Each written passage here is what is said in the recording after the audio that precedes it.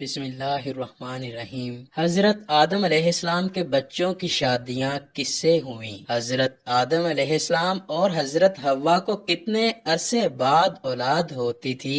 क्या ये दुरुस्त है कि उन्हें हमेशा जुड़वा बच्चे ही पैदा होते थे?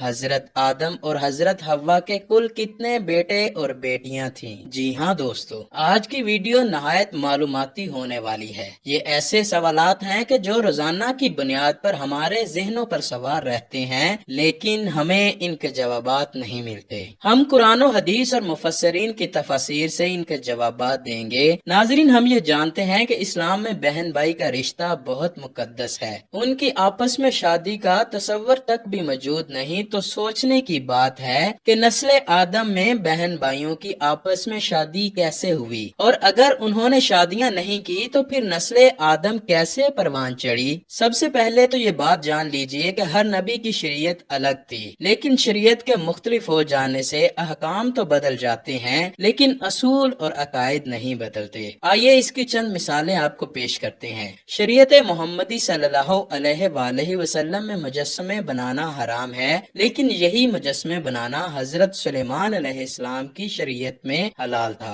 हजरत यूसुफ अलैहिस्सलाम की शरीयत में सजदा ताज़ीम जायज था, लेकिन हजूर सल्लल्लाहु अलैहि वसल्लम की शरीयत में हराम है। इसी तरह जंगों से हासिल होने वाला माले गनीमत हमसे पहली कौमों के लिए हराम था, लेकिन अब हमारे लिए हलाल है। दूसरी उम्मतों का किबला बैतुल मुकद्दस रहा है, जबकि हमारा किबला बैतुल्लाह है। इसी तरह हजरत आदम अलैहिस्सलाम की शरीयत में बहन भाइयों का निकाह जायज़ व हलाल था। अल्लाह ताला ने हजरत आदम की औलाद बढ़ाने का एक खास तरीका राइज किया था। कुरान करीम की सूरह अल-माइदा की आयत नंबर 27 की तफसीर में अल्लामा इब्ने कसीर रहमतुल्लाह अलैह लिखते हैं, आदम अलैहिस्सलाम के यहाँ जो भी बेटा होता तो उसके साथ बेटी जरूर पैदा होती, तो उस बच्ची के साथ पैदा होने वाला बच्चा दूसरे बच्चे के साथ पैदा होने वाली बच्ची से शादी करता। हाफिज इब्ने कसीर रहमतुल्लाह अलैह मजीद लिखते हैं कि अल्लाह ताला ने हजरत आदम अलैहिस्सलाम के लिए ये जायज करार दिया था कि वो अपनी औलाद में से बेटी और बेटे की आपस में शादी कर दें, इसलिए कि ये उस वक्त के हालात और इंसानी नस्ल चलाने के लिए अल्लाह की हिकमत का तकाजा था।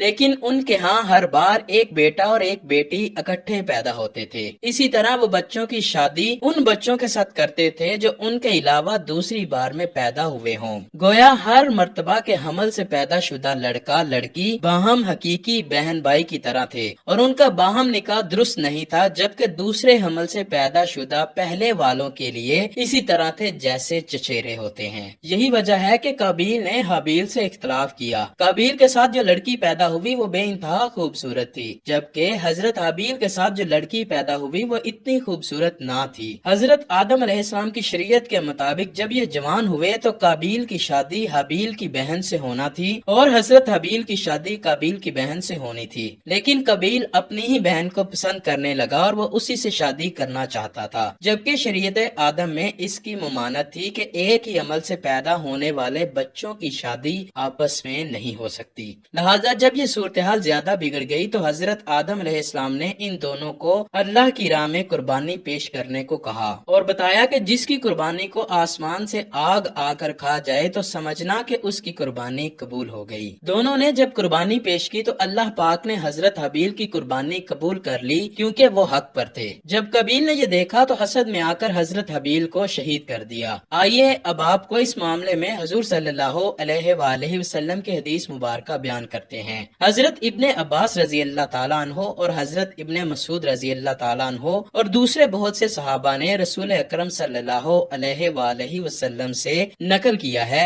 आदम अलैहिस्सलाम के यहाँ जो भी बेटा होता तो उसके साथ बेटी जरूर पैदा होती, तो इस बच्ची के साथ पैदा होने वाला बच्चा दूसरे बच्चे के साथ पैदा होने वाली बच्ची से शादी करता। हजरत आदम अलैहिस्सलाम की सल्बी औलाद के दरमियान एक बतन का दूसरे बतन से निकाह जायज था। जब हजरत आदम और हव्वा दुनिया में आए और तवालद और तनासुल का सिलसिला शुरू हुआ तो हर एक हमल से उनके दो बच्चे पैदा हुए, एक लड़का और दूसरी लड़की। इस वक्त जबकि आदम अलैहिस्सलाम की औलाद में बजिज बहन भाइयों के कोई और ना था और भाई बहन का आपस में निकाह नहीं हो सकता, तो अल्लाह ताला ने उस वक्त की जरूरत के लिहाज से शरीयत आदम अलैहिस्सलाम में ये खुसूसी हुक्म जारी फरमाया था कि एक हमल से जो लड़का और लड़की पैदा हुए हैं वो आपस में हकीकी बहन भाई समझे जाएं और उनके کے درمیان نکاح حرام ہوگا، لیکن دوسرے حمل سے پیدا ہونے والے لڑکے کے لیے پہلے حمل سے پیدا ہونے والی لڑکی حقیقی بہن کے حکم میں نہیں ہوگی، بلکہ ان کے درمیان رشتہ مناکحت جائز ہوگا۔ حضرت آدم علیہ السلام کی شریعت میں ضرورت توالد و تناسل کی وجہ سے یہ جائز تھا، اس کے علاوہ اور کوئی شکل نہ تھی، اس کو اللہ تعالیٰ نے اس وقت کے لیے جائز فرمایا تھا۔ چونکہ بعد میں اس کی ضرورت نہ رہی، اسی لیے پھر حضرت آدم کے بعد آنے والی ہر شریعت میں اس کو منع کر دیا گیا کہ کوئی بہن بھائی آپس میں شادی نہیں کر سکتے۔ تفسیر مظہری میں نقل کیا گیا ہے کہ حضرت حوا رضی اللہ تعالیٰ عنہ کے بطن سے حضرت آدم علیہ السلام کی 40 اولادیں ہوئیں، اور حضرت آدم علیہ السلام کے انتقال تک پوتے اور پڑپوتے وغیرہ ملا کر ان کی کل 40,000 اولادیں ہو چکی تھیں۔